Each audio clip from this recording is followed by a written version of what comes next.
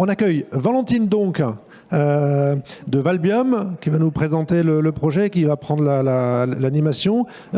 Sophie Wegebart, pardon si je prononce mal votre nom, pour Inagro.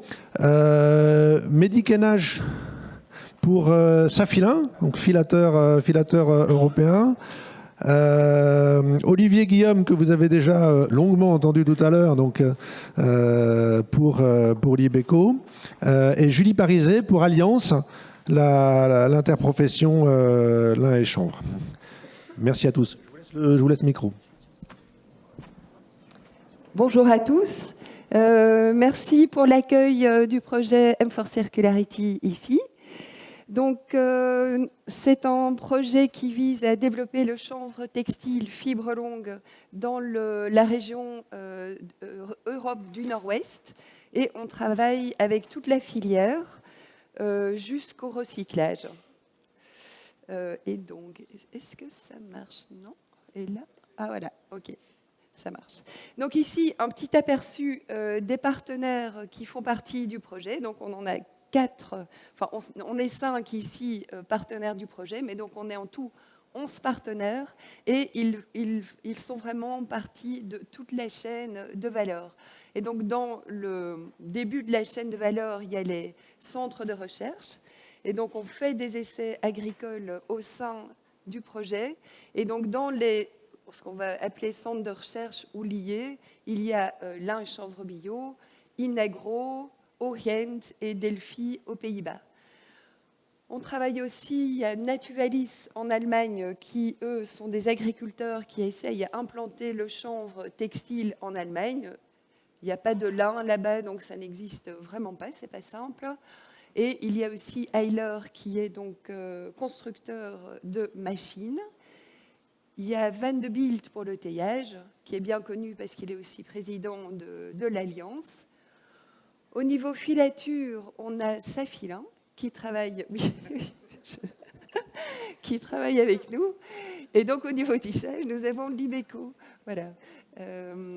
Et donc au niveau réseau, lobby, représentant du secteur, il y a The Alliance for Flax, Linen and Hemp. Et puis Valbium, on fait des essais, on fait de la communication, mais aussi, surtout, on coordonne le projet.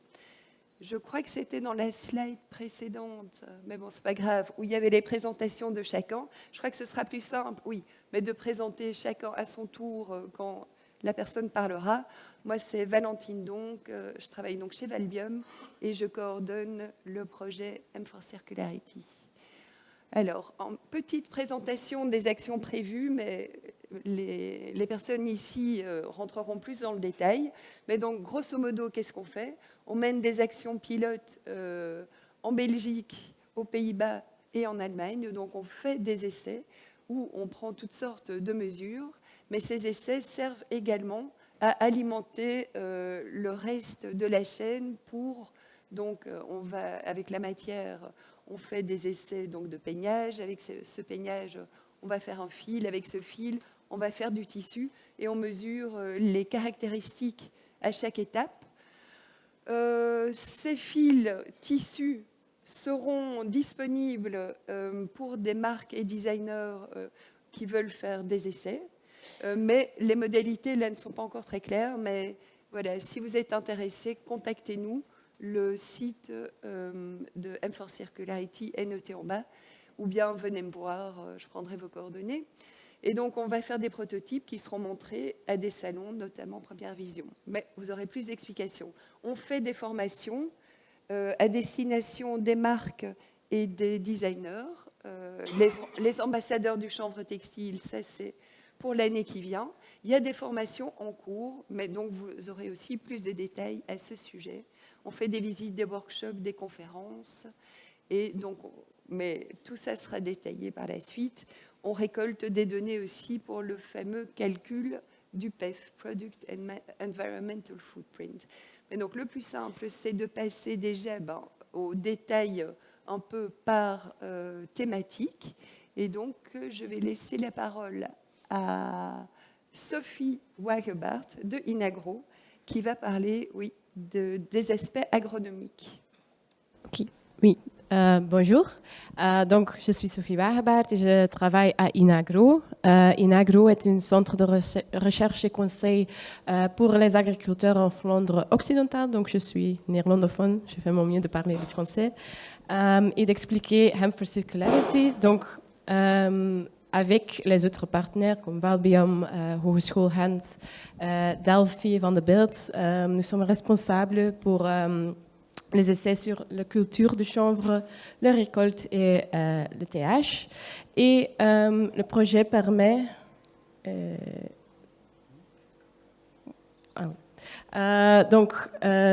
permet de suivre des champs de chanvre. Donc, par exemple, moi, je travaille avec un liniculteur qui a aussi un champ de chanvre en Flandre orientale.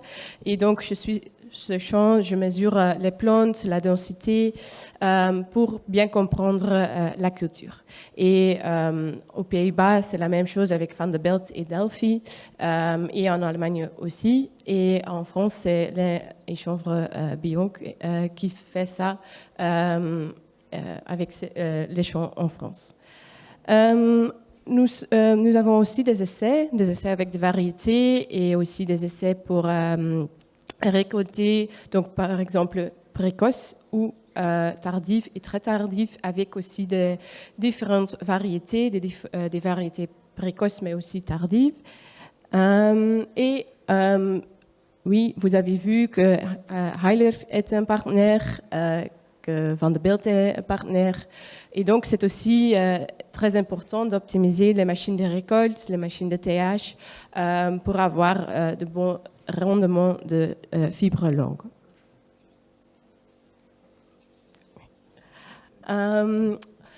Ce qui est aussi important, c'est le data farming. Donc, c'est Heiler et Delphi qui travaillent sur ça. Donc, nous voulons vraiment savoir ce qui se passe dans le champ, comment c'est traduit dans le TH, comment donc bien comprendre le rendement. Donc, si on avait, par exemple, certains problèmes sur le champ, quel est l'effet sur les rendements de fibres longues? Et on organise aussi des démonstrations, des sessions de formation parce que c'est important pour entraîner les agriculteurs dans les 4 régions.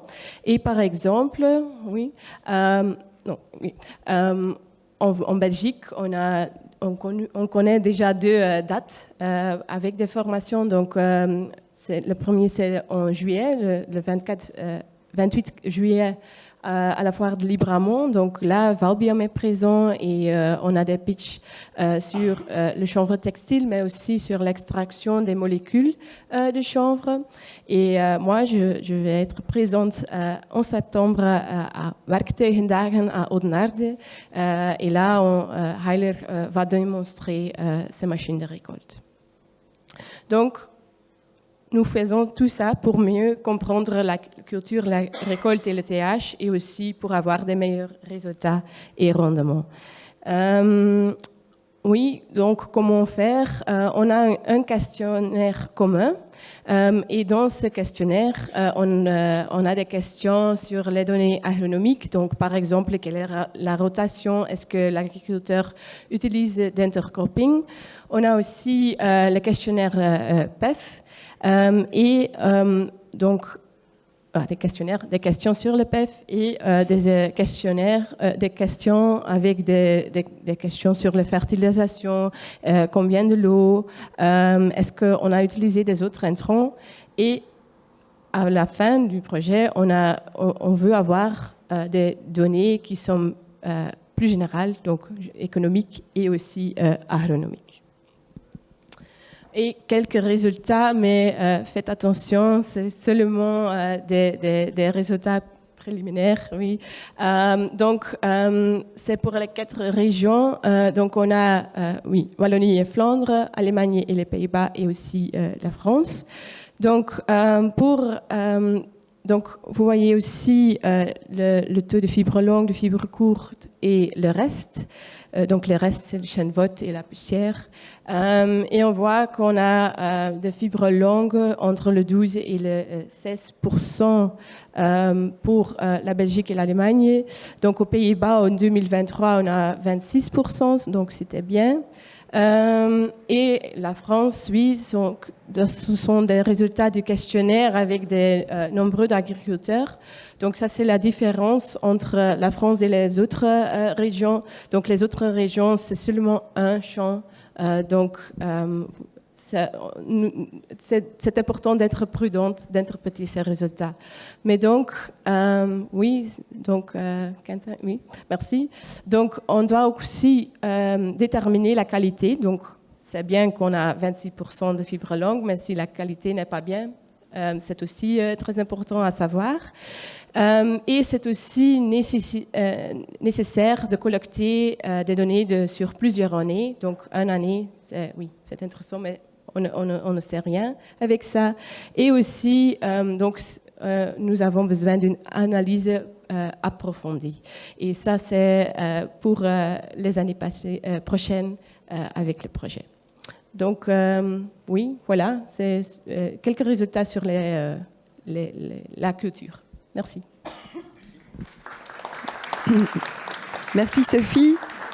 On va passer maintenant à la présentation de Mehdi Kenesh pour sa file et le travail effectué auprès de la filature. Ça marche. Bonjour. Donc moi c'est Mehdi, je suis responsable R&D chez Safilin. Donc filature de lin depuis 1778 que vous connaissez tous. Donc aujourd'hui je vais vous parler du chanvre qui n'est pas tout à fait comme la fibre de lin et dont les critères de sélection en fait de qualification des matières premières n'est pas pareil. Et les principaux en fait sont la paille, autrement dit la chènevotte dans le cas du chanvre, ça va de P0 à P3. P0 ça veut dire qu'il n'y en a pas du tout et P3 ça veut dire qu'il y en a énormément. Et donc là vous avez un exemple où on voit clairement donc des fibres qui sont parfaites, qui n'ont quasiment pas de chènevotte, tandis qu'ici qu'on a énormément de chènevotte et ça c'est très très compliqué à peigner. Ensuite, le second critère, donc en fait, ce qu'on appelle les bandes, qui est inexistant dans le cas des fibres de lin. Donc, c'est des faisceaux de fibres qui sont collés, qu'on voit ici. Donc, également, ça va de W0 à W3. Puis, on a des couleurs. Donc, en fait, on a 5 couleurs pour le chanvre, contrairement pour le lin où on n'en a que 4. Ensuite, il y a la longueur. Donc, en fait, dans le chanvre, on distingue 3 longueurs, à savoir L0, donc pour des fibres qui sont inférieures à 50 cm, L2 entre 50 et 150 cm, et L3, c'est au-delà de 150 cm.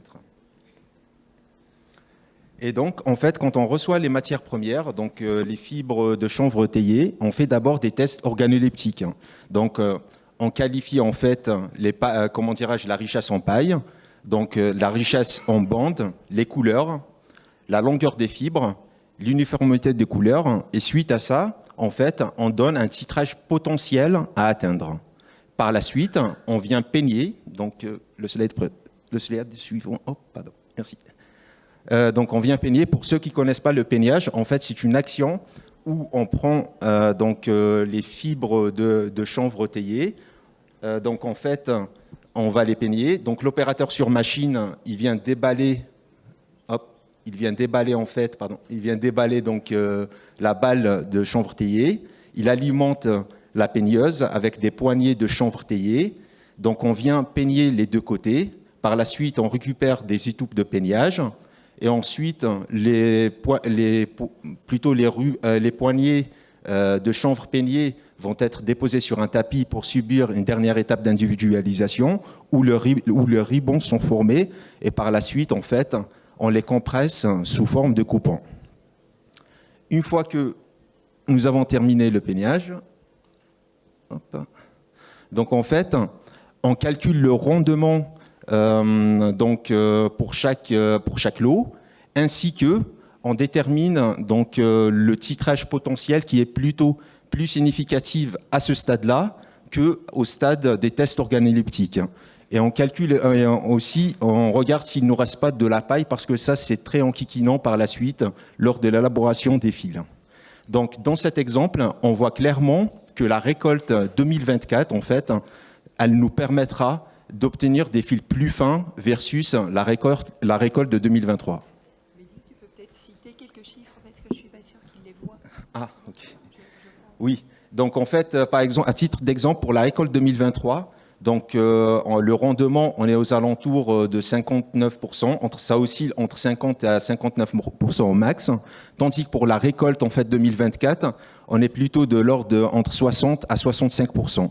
Et en plus, pour la récolte 2023, les titrages potentiels de fils à atteindre, ils sont plutôt entre 15 à 20 au max, tandis qu'avec la récolte 2024, on peut obtenir des titrages plus fins, à titre d'exemple du numérométrique 26. Et donc, en fait, en termes de perspectives et des tests en cours qui sont aujourd'hui chez nous et également dans le cadre de Hemp for Circularity, on travaille pour une amélioration continue de l'évaluation qualitative de la sélection des matières premières pour les variétés connues, une adaptation également du processus de peignage qui n'est pas le même, notamment quand on compare le lin par rapport au chanvre, parce qu'aujourd'hui, on peigne avec des peigneuses qui sont destinées pour le lin, alors que là, c'est le chanvre. Et en revanche, quand on a des longueurs très importantes, à titre d'exemple, quand on est aux alentours de 150 cm, c'est vraiment problématique de les peigner avec des outils qui sont dédiés pour le lin. On fait également des tests avec une variété récente qui est la Muka, qui est en fait une variété très récente, très prometteuse pour obtenir des fils fins. Dans le cadre de Hemp for Circularity, en fait, on va élaborer des fils potentiels numérométriques 15 et numérométriques 10 qui vont être tissés chez les Bico. Et récemment, en fait, on a élaboré un numérométrique 20 avec des matières premières de 2023 qui ne sont pas vraiment top, mais par contre, nous a permis d'avoir une idée en termes de finesse, que c'était possible d'atteindre un numérométrique 20, mais en termes de résistance, il y a des améliorations à faire.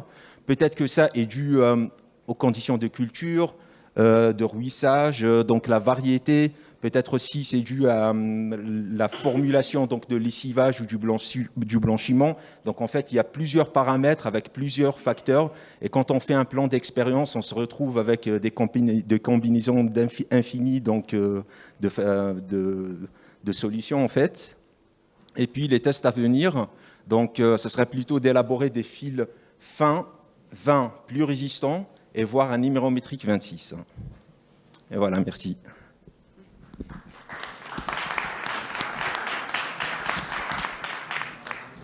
Juste avant, je te reprends la casquette Safilin rapidement. Je voulais juste préciser une chose. Là, on est en train d'expérimenter et on raisonne récolte par récolte. Le principe de la filature, c'est les mélanges. Donc pour l'instant, travailler récolte par récolte, parce que de toute façon, on n'a pas non plus thésaurisé, mis en stock et une capacité à générer des mélanges. Mais comprenez bien que l'idée à terme, c'est de comprendre quel est le potentiel large que peut apporter le chanvre, qu'est-ce qui est le plus commun et qu'est-ce qui sera peut-être le plus rare, et ensuite, eh bien, de définir quels sont les standards qu'on peut à coup sûr proposer, mettre en marché. Et puis, quels sont ceux qui seront les plus rares. Et ces plus rares, eh bien, les années où la récolte va en donner, c'est-à-dire peut-être les matières les plus fines, qui n'arriveront peut-être pas tous les ans, mais peut-être tous les 3 ou 4 ans, eh bien, ce sera charge, soit au teillage de préserver de la paille, soit et ou au filateur de stocker un peu plus que son besoin de l'année pour être capable d'en proposer les années suivantes. Voilà. Alors, en ce qui concerne les avancées en tissage, évidemment, nous, on a collecté de la part de Safilin les premiers essais de fil. Il y avait un 18 qui, à l'époque, était peut-être un peu ambitieux et qu'on a préféré écarter pour nos essais de tissage, et on s'est concentré sur le numérométrique 15, ce qui est déjà une belle, un beau potentiel quand même pour créer des tissus. Alors, évidemment, quand on a l'habitude de travailler du lin, on a ces référentiels-là. Et donc, on a tendance à comparer. Et les premiers points de comparaison, c'est que oui, le fil il est plus raide, il est plus nerveux, je dirais plus vivant, mais aussi plus irrégulier. Or, la première étape, c'est ce qu'on appelle l'ourdissage, parce qu'un tissu se fait réellement en 2 étapes. La première étape, c'est qu'on va tirer les fils uniquement dans un seul sens. Un tissu, c'est composé de fils dans le sens de la chaîne, puis dans le sens de la trame, ce qui fait une toile.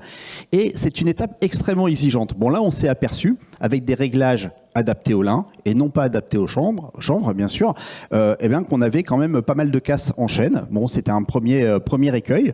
Et puis, on a commencé à réfléchir à adapter la tension du fil, les réglages. On commence à thésauriser quelques avancées en termes de réglages pour adapter les machines au comportement du chanvre. Oh, ça ne passe plus. Vas-y. Ouais. Voilà.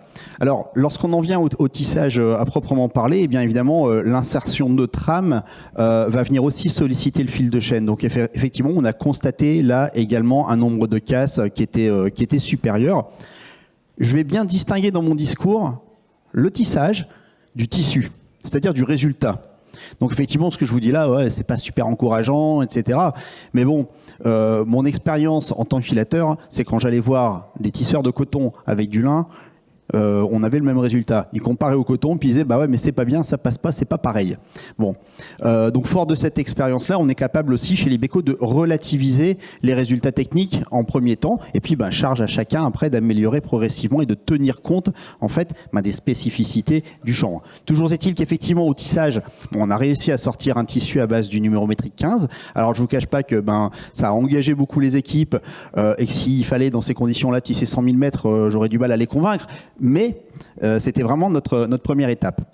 Le tissu tombé de métier, c'est intéressant parce que là, ça a été une découverte. Eh bien, le tissu tombé de métier, c'est-à-dire juste après tissage, sans qu'on fasse rien d'autre derrière, pas d'après, pas de teinture, pas de lavage, rien du tout. Eh bien, ce tissu, il est assez rigide, il est peu souple. Je vais vous en faire passer un, pardon. Tu peux le faire circuler. Voilà. Touchez-le. Ressentez un petit peu ce manque de souplesse, puis ensuite oubliez-le, parce qu'on va faire plein de choses dessus qui vont améliorer. Mais c'est vrai que pour nous, c'était un premier apprentissage.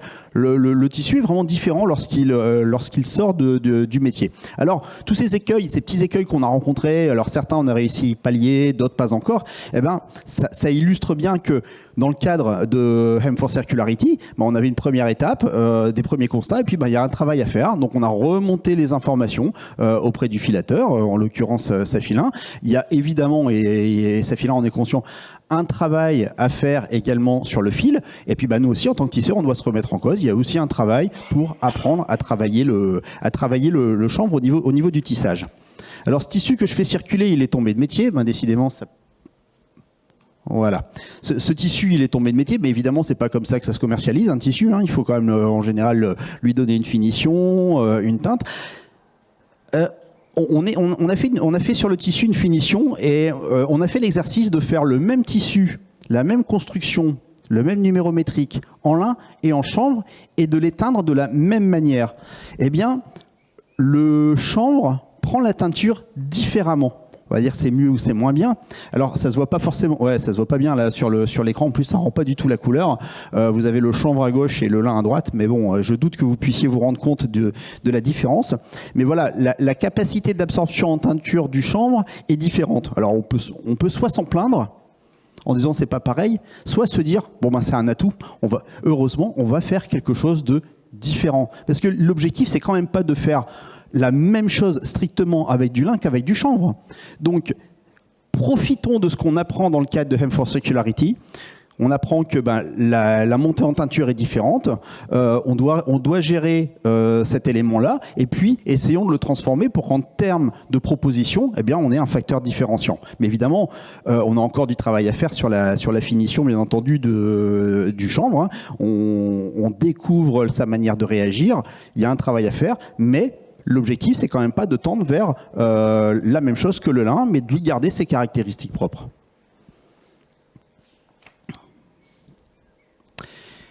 Alors on a parlé du tissage et on vous a parlé des partenaires. Bon, aujourd'hui il n'y a pas de représentants de Hogent, mais il faut savoir qu'ils ont un rôle extrêmement important à jouer puisque avec l'université Hogent, eh bien on partage les éléments rencontrés, les problématiques. Et Hogent nous a mis à disposition parce qu'ils disposent d'un laboratoire, ils disposent de plein de matériel sur lequel on peut éprouver des choses avant de les mettre en œuvre eh bien sur nos propres outils industriels, notamment évaluer les caractéristiques des fils produits dans le cadre du projet. C'est important de créer un référentiel chanvre. On l'a vu pour la fibre chez Safilin, on a presque oublié le référentiel lin pour créer un référentiel chanvre. Eh bien, il faut faire la même chose pour le fil. Et encore une fois, j'ai envie de faire un parallèle avec le coton. Moi, lorsque j'ai développé un produit, une maille, chez un cotonnier qui tricotait que du coton, il avait ses critères qualité. Et puis, à un moment donné, le lin, il disait, non, attendez, ça va pas, ça colle pas les cases, donc non, on rejette. Et puis, à un moment donné, à force de discuter, ils avaient vraiment envie de faire du lin à l'époque, eh bien, ils ont compris que finalement, c'était à eux de changer de mode de qualification du chanvre, sinon, du lin, pardon, à l'époque, sinon, ils n'allaient pas en faire du tout, ils allaient le rejeter. Et bien là, c'est pareil, à nous de définir un référentiel chanvre qui ne soit pas celui du lin et qui, à partir de ce référentiel, permette d'évaluer les productions futures. On a à travers Hogent également réalisé des essais certes de tissage mais également de tricotage. L'Ibeco n'est pas tricoteur, on n'a pas cet outil-là, c'est un outil complètement différent et on a ici voilà, une maille de chanvre qui, alors c'est une belle performance parce qu'il faut savoir que c'est difficile, le lin, les fibres libériennes ne sont pas toujours faciles à tisser pour qui n'a pas d'expérience, c'est encore plus difficile à tricoter. Or, quand même assez extraordinaire de voir que, ouais, on va le faire circuler, touchez-le. Alors, la main est encore un peu rêche, mais il y a encore plein de choses qui peuvent se faire. Mais c'est surtout la performance technique. On a réussi, alors je ne dis pas que le tricoteur n'a pas sué des gouttes, mais il a réussi à faire une maille de chanvre. Ça, c'est un vrai potentiel pour le marché. Il n'y a pas que le tissu, il y a également le tricot. Alors, ça peut être des tricots plus ou moins lourds, des choses plus légères, on verra en fonction des possibilités, mais vous voyez, il y a tout un éventail de choses que l'on peut faire. Je vais vous faire circuler également écoutez, le tissu qui a été réalisé dans le cadre de Hem for Circularity. Voilà, ça a été fait donc avec le 15 qu'a réalisé Safilin. Et c'est pour ça que je veux distinguer les difficultés qu'on peut rencontrer pendant le travail du résultat qui est beau. Hein. Franchement, le résultat est super chouette. Donc voilà, c'est important que vous puissiez le voir et l'avoir en main. Alors, l'Ibeco, voilà, hop, la suivante. Voilà. Dans le groupe Liflax, en fait, il y a effectivement la division Libeco, il y a aussi une filature, Lambrecht, qui travaille des fibres courtes. Et on s'est dit, tiens, ce serait intéressant de voir ce qu'on peut faire avec les étoupes de teillage. Alors, les étoupes de teillage, c'est des fibres courtes, donc on ne va pas aller chercher des fils fins, mais on va peut-être pouvoir essayer de développer des titrages un petit peu plus gros. Et effectivement, eh bien, on a réussi à maîtriser un titrage qui est relativement gros pour de l'habillement, mais super intéressant pour des tissus d'ameublement, c'est un 4,8. Donc okay, on a eu des échecs, etc. Et puis on a réussi à le développer au point que l'Ibeco a mis au point un tissu, celui-ci, et est allé jusqu'à le présenter dans sa collection à proposter. Cette collection, présentée il y a 3 semaines, elle était présentée parmi une collection de lin. Et ce que je vous disais tout à l'heure, c'est super bien de voir le comportement des acheteurs. Ils ne choisissent pas ou le lin ou le chanvre, ils sont en capacité de choisir les deux produits pour autant qu'ils soient différents. Et j'insiste vraiment là-dessus, ne cherchons pas à faire du chanvre le lin, gardons au chanvre son ADN, son aspect, son toucher, ses propriétés en propre. Voilà, et c'était vraiment un vrai succès. Et pour terminer, dans le cadre de Hem for Circularity, eh bien, on a vocation aussi à porter le chanvre auprès du public. L'Ibeco, avec d'autres partenaires, a organisé au mois de mai à Bruges le Flax DNA pendant 3 jours. 3 jours qui ont pu accueillir 15 000 visiteurs qui sont venus à la rencontre, évidemment du lin, mais il y avait aussi toute une salle qui était dédiée au chanvre, où le projet Hem for Circularity était présenté.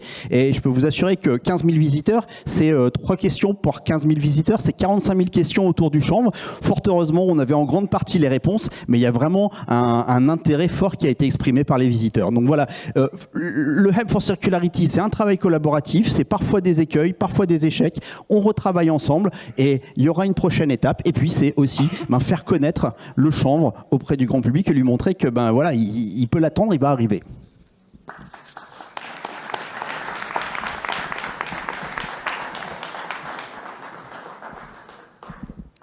À moi. Bonjour à tous, moi je suis Julie Pariset, je dirige l'innovation et la RSE donc, au sein de l'Alliance du lin et du chanvre européen. Donc, c'est une organisation qui fédère tous les stades de production et de transformation des fibres. 16 pays, 10 000 entreprises en Europe. Donc on est investi et on représente nos membres au sein du projet en mode très pragmatique, très en mode co-construction, et c'était un pur bonheur aujourd'hui de livrer aussi les apprentissages et de pouvoir transmettre finalement à la fin à l'entièreté de la chaîne de valeur. J'ai entendu ce matin la complexité que c'était d'aller et d'investir les producteurs sur le chanvre. Chacun a ses raisons et voilà, moi j'ai juste envie de vous dire qu'on doit répondre aujourd'hui à une appétence marché pour des fibres durables et qu'on ne construit pas une stratégie en un jour. Donc on a besoin, les filateurs en ont besoin aussi de provoquer des mélanges. Donc il y a plusieurs programmes de référence, dont M4 Circularity, d'aller poser les premières briques de quelque chose qui pourra être un déploiement beaucoup plus global derrière. Donc l'investissement, il est important dès maintenant pour pouvoir capitaliser. On parle de collecte de données agronomiques. Vous avez la chance d'être accompagné aussi par LC Bio. Donc faites l'effort aussi d'aller un petit peu sur le terrain du chanvre, de manière à pouvoir derrière capitaliser et pouvoir répondre à la fin à des marchés, à des marques qui sont en quête, qui ont une appétence pour les fibres durables. Les fibres durables, ça veut dire quoi? Ça veut dire qu'elles doivent pouvoir être sur le podium des fibres qui cochent les cases et pas n'importe lesquelles. Nous, on est Alliance sur des enjeux pour le lin qui sont d'aller sur de la traçabilité, de porter des certifications d'origine. Ça veut dire de valoriser aussi les spécificités, vos spécificités métiers. Et puis, les notions aussi d'impact environnemental, on parle d'empreinte environnementale, on parle de coût environnemental en France, on parle de méthodologie auprès de la Commission européenne, du Product Environmental Footprint. Tout ça, ça ne se construit pas en un jour. Donc, la chance de ce programme, il est de pouvoir capitaliser dessus et se dire que demain, et nous, ça c'est aussi une de nos ambitions, c'est sur la slide d'avant, pardon, c'est de faire du lin et du chanvre européen les fibres durables préférées à travers le monde et de pouvoir capitaliser sur H4C qui pose les fondations d'un déploiement beaucoup plus global au service du collectif et qui aboutira à terme à une certification européenne, et je dis bien des fibres textiles, quelles que soient fibres longues, fibres courtes, peu importe, le marché a une appétence pour des fibres textiles, quelles qu'elles soient. Donc nous, notre rôle au sein du projet, il va être ce travail de co-construction, de collaborer avec Ogent, avec Inagro, avec LC Bio, avec Valbium, pour aller cueillir les données agronomiques. Celles qui sont socle commun, finalement, à initier derrière un jeu de données qui rentrera dans la méthodologie du cadre PEF, qui a été acté par la Commission européenne et qui, derrière, est en évolution. Bien sûr, c'est pas de livrer un jeu, parce que le programme 2023-2026 ne donnera pas lieu à un jeu de données. Le jeu de données, il est important pour aller nourrir les bases de données, derrière, important pour aller faire le calcul d'analyse du cycle de vie. Pour autant, derrière, il faut que la donnée soit accessible. Il faut avoir de la représentativité, à la fois au niveau du temps, de la ligne de temps, au niveau de la géographie et au niveau du nombre d'acteurs. Mais tout le travail qui est en cours, c'est de pouvoir co-construire sur la base d'un questionnaire commun et de pouvoir derrière aller collecter auprès des producteurs ces données agronomiques et ces données taillages qui va nourrir derrière une démarche et une trajectoire beaucoup plus longue. Le second volet, c'est lié à toute la partie formation, promotion auprès des utilisateurs finaux, textiles, auprès des marques. On a donc un format qui s'appelle Ambassadeur Chanvre Textile.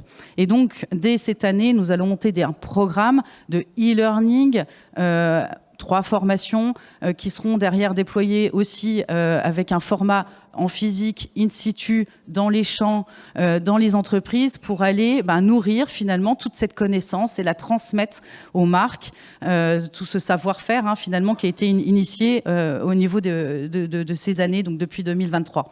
Et puis aboutir derrière à une offre sur les salons textiles professionnels, en l'occurrence Première Vision, donc qui a lieu à Paris, qui a lieu 2 fois par an, qui est avec Milano Nica, le salon référence des acheteurs textiles, et de pouvoir poser les premiers jalons de ce qu'ont pu être finalement de leur expérimentation jusqu'à une trajectoire plus réalité terrain, réalité marché.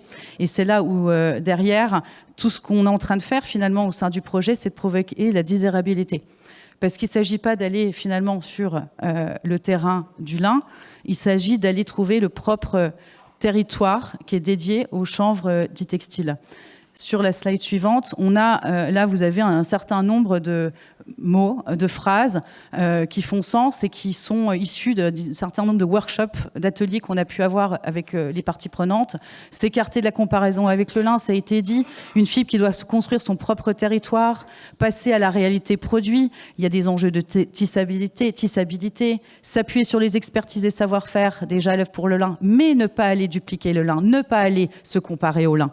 Et puis derrière, amadouer la rigidité, l'irrégularité fait la singularité, trouver le côté singulier, le côté unique, la recherche de la qualité. On parle souvent, le chanvre est une fibre de caractère. Et on le voit dans les process, c'est pas simple. Mais ça, il faut l'apprivoiser, il faut l'amadouer. Et puis, voilà, essayer d'aller sur le terrain des expérimentations qui attirent l'attention et aussi des productions plus pour le quotidien, parce que le chanvre, c'est aussi une fibre du quotidien. Donc, ce qu'on essaie de faire et ce qu'on draine aussi pour le lin depuis très longtemps, c'est d'accompagner aussi cette démarche créative pour ne pas aller que sur un produit fini et finalement essayer d'accompagner cette démarche de process et de valoriser par des tendances, par des axes créatifs, dont font très bien aussi les bureaux de style, et de proposer à la fois une sémantique qui va derrière nourrir la communication, et puis aussi cette typologie de produits. On parle de mode, on parle de déco, on parle d'accessoires.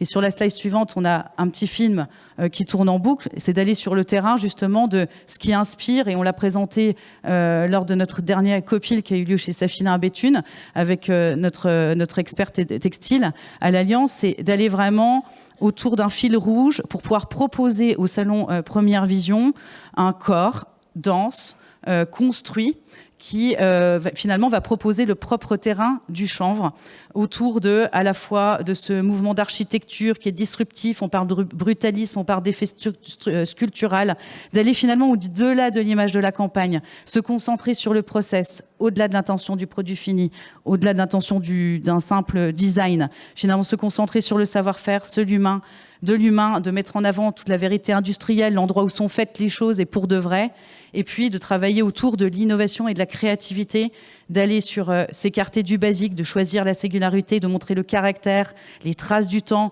et la technologie, Julien en parlait tout à l'heure, d'aller chercher cette technologie, ces finitions, ces potentiels finalement high-tech qui vont faire la vraie différence par rapport à un produit basique, par rapport à un prix à bas coût, et finalement d'aller chercher et de révéler cette valeur ajoutée qui va être tant différente sur chaque stade de production et de transformation demain.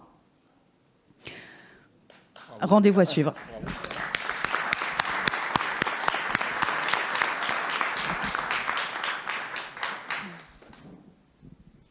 Est-ce qu'il y a des questions ?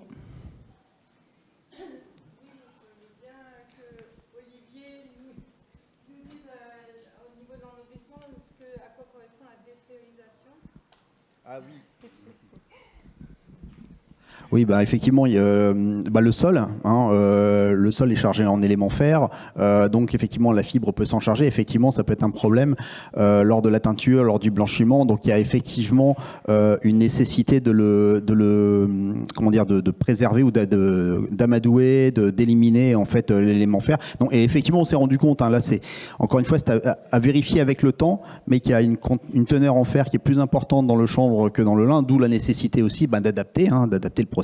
C'est simplement en avoir conscience. Donc ça a été une découverte qu'on a faite à travers le projet. Une question ici. Je ferai une remarque concernant l'aspect du traitement de la matière. En fait, chaque matière forcément a ses propres caractéristiques, que ce soit au sens physique qu'au sens chimique du terme. Donc c'est pourquoi naturellement il serait complètement illusoire que de comparer et de faire en sorte que le chanvre ressemble au lin. Ça n'a pas de sens pour moi. Ça, c'est le premier point. Le deuxième point concernant les traitements chimiques naturellement par rapport au chanvre. Le chanvre a ses propres caractéristiques et il ne faut jamais oublier que sur le plan tinctorial, il y a l'aspect chimique, le lin comme le coton, le chanvre ont des formulations au sens chimique proche, mais sur le plan structurel, c'est très différent. Et c'est pourquoi vous pouvez retrouver des choses très différentes ou légèrement différentes entre une teinture sur du lin par rapport à une teinture sur du chanvre, si vous voulez. Ça, c'est quelque chose qui est tout à fait... Vous prenez un exemple connu, vous prenez du coton, vous le mercerisez, et vous obtenez deux choses différentes. Pourtant, le coton est le même. C'est l'aspect structurel de la fibre qui entraîne, puisque ce sont des phénomènes physiques extrêmement importants et très complexes, parce qu'on a l'impression, naturellement, quand on teint, forcément, si je mets une matière dans un seau avec du colorant, ça va se colorer, mais ça ne se teint pas obligatoirement. Donc c'est pour ça que, si vous voulez, il peut y avoir ces aspects-là. Et puis, il y a une autre remarque que je ferai également, puisque vous avez parlé éventuellement des pertes de résistance naturellement de la matière. Il est bien évident que, alors je ne sais pas si le tissu qui a été produit a été fait à partir d'une matière dégommée ou est-ce qu'elle était vierge déjà, je ne sais pas. Le tissu, Guillaume, je ne sais pas si...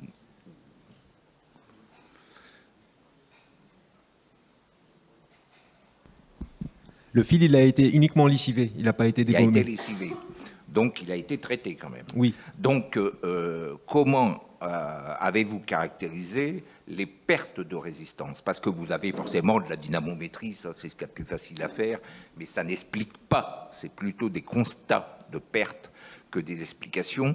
Est-ce que vous avez fait des études concernant la dégradation ou les changements structurels de la matière, par exemple? Et je pense que ça peut être important par la suite pour augmenter naturellement la productivité, par exemple, puisqu'on parlait de casse, etc. Donc ça a des coûts. Et donc, je pense que ça, c'est un point qui devra être peut-être étudié de façon approfondie. Alors, je ne sais pas si vous l'avez fait. C'est une question que je vous pose, tout simplement. En fait, ce sujet-là, je suis tout à fait d'accord avec vous, dans le sens déjà, on est sur deux matières différentes. Les deux matières sont des matières lignocellulosiques, mais ce n'est pas pour autant que la composition en cellulose, hémicellulose, lignine, pectine n'est pareille. Et en parlant de langue microfibrillaire, pour y aller plus loin à l'échelle de ce structurel, en fait, le lin et le chanvre, ce n'est pas pareil. Donc, en effet, la teinture ne sera pas pareille, et donc, il serait intéressant, par la suite, d'étudier ce paramètre-là. Mais à date, ce n'est pas le cas, parce que vous en doutez bien, à l'échelle industrielle, donc on essaye en fait d'abord d'étudier la faisabilité et après, par la suite, d'y aller purifier les paramètres pour améliorer la qualité. Mais c'est noté quand même. Y a-t-il une autre question ?